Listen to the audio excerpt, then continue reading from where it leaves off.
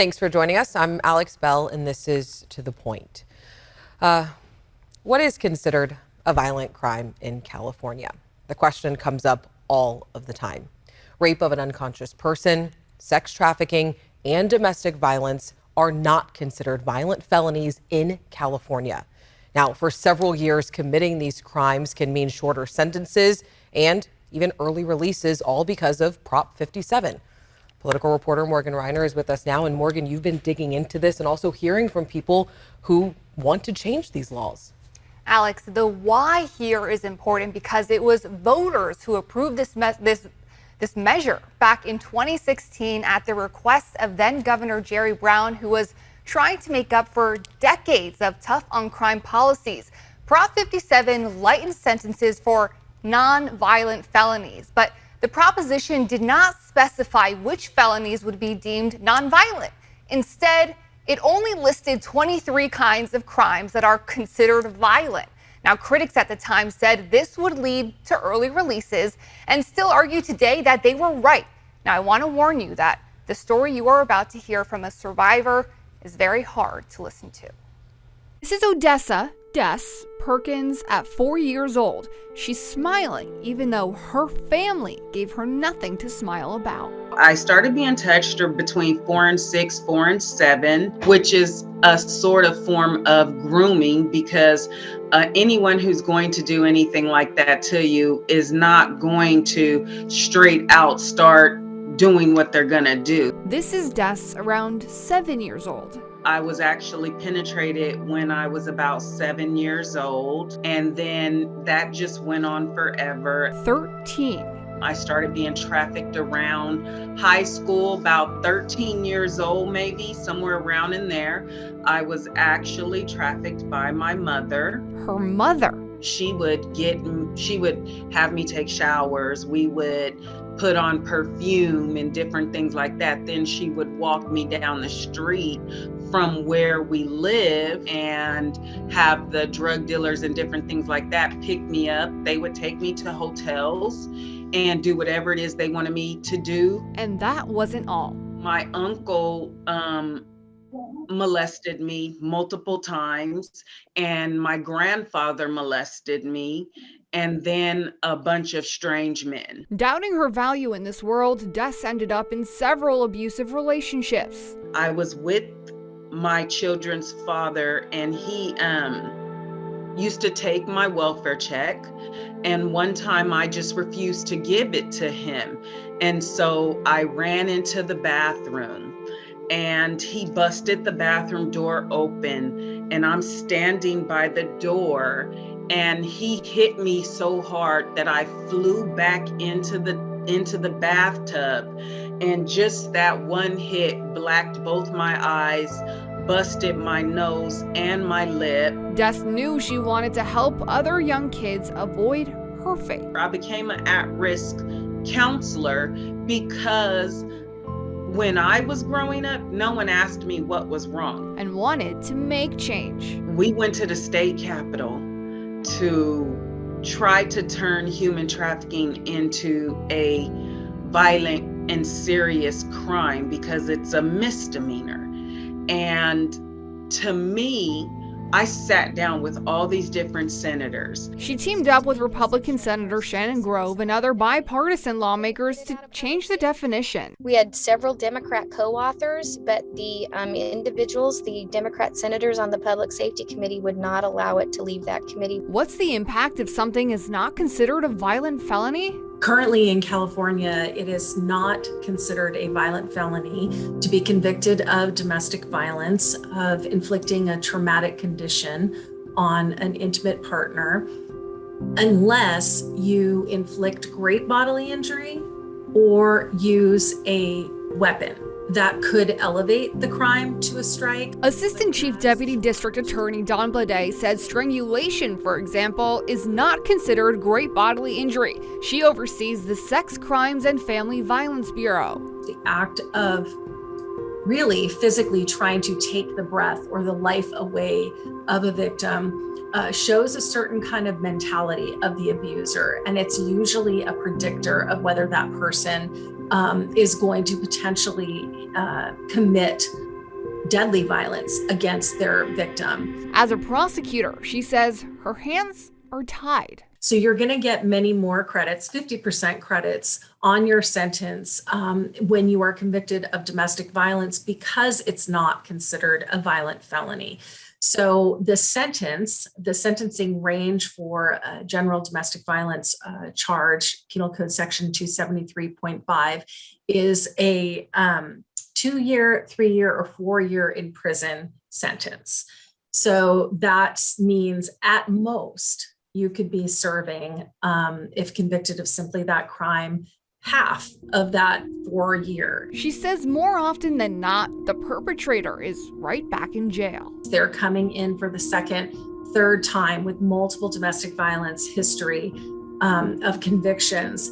Director of My Sister's House, a domestic violence shelter, Yen Marshall, says this puts domestic violence survivors' lives at risk. This definitely needs to change because that even the second time might be too late already. By the first offense, she might have already been so badly hurt or been killed by then. If someone can hurt the person who loves them the most? The reality is we actually have had a domestic violence death every month since December here in Sacramento. Outgoing director of My Sister's House, Nilda Valmores, believes these offenders are capable of a lot more. Oftentimes, mass shooters have some history of domestic violence in their background. She points to the recent mass shooting in Sacramento, the church shooting where David Fidel Mora Rojas killed his 3 daughters on a supervised visit despite having an approved restraining order against him for domestic violence. And the K Street shooting, where multiple suspects have a criminal history of attacking their girlfriends and were let out of prison early. Alex, what Nilda Valmores just said plays into a larger stat.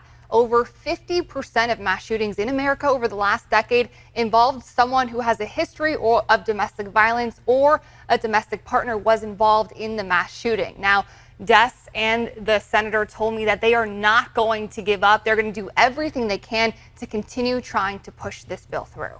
I do want to ask you, though, what was the original reasoning for it not passing?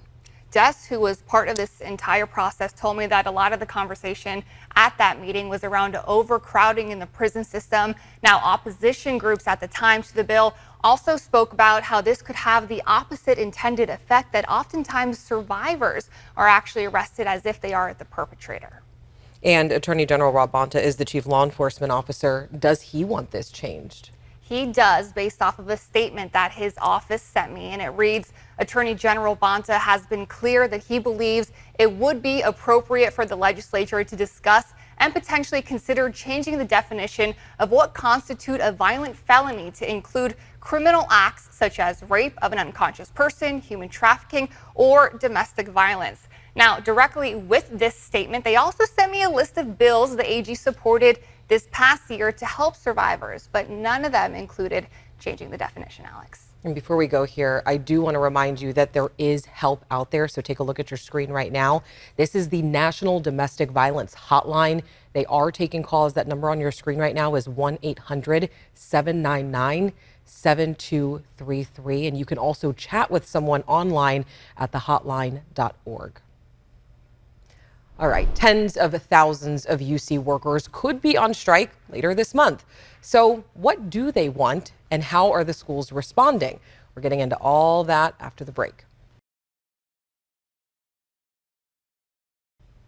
Close to 50,000 academic workers from 10 schools within the University of California system could now go on strike in less than 2 weeks after voting to approve the strike last night. So we're talking about postdoctoral researchers, tutors, teaching assistants, and many more people. So the 3 unions representing the workers have filed more than 24 charges saying that UC schools violated labor laws with unfair bargaining practices. The UC system says that's not true, and they responded in part by saying, despite these unfounded claims, UC remains committed to continuing its good faith efforts to research agreements with UAW as quickly as possible. Our hope is that UAW reciprocates by likewise engaging in good faith negotiations and focusing on having a productive dialogue. So the main focus here is pay. The unions want a minimum salary of $54,000 for graduate student workers and $70,000 for postdoctorates. They also want a 14% pay increase for researchers. And so far, UC is offering an average of about 6 to 7% increases with some yearly adjustments. Now, a similar scenario played out last year. Thousands of lecturers got a pay raise, increased job security, and more paid family leave before hitting the picket line. So if workers go on strike this year, it could happen as soon as November 14th. All right, a huge amount of money was set aside to help local governments solve the housing crisis, but the governor just stopped it in its tracks. Why he's telling leaders, you need to step it up. It's a matter of life and death for thousands of people living on the streets of Sacramento. This is what homeless advocates are saying today after Governor Newsom announced that he would withhold $1 billion in funding to address homelessness. Why? Newsom said that local government's plans are not aggressive enough. And according to his office, current plans submitted to the state would reduce homelessness by 2% over the next 4 years. In short, the governor is saying, do better. But how does this impact the current fight against homelessness in Sacramento? Van Tu joins us tonight with more. Good evening, Van.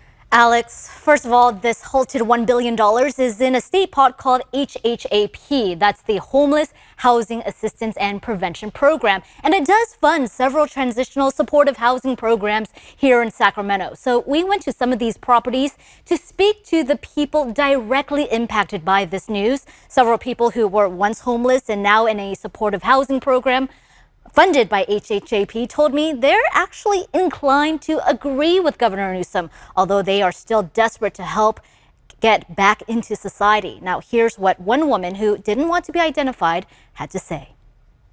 I would hope they would be able to do better to where they're more regulated, to where if it is a program that you graduate to the next step, to do that, not just to sit there and keep people stuck and just milk the system. You know, if they're going to milk the system, those are the programs that are the people that run those places. They need to be out. So it's just a money pit to where I feel Sacramento could be doing something else, or at least helping us get back into society instead of drowning us more in.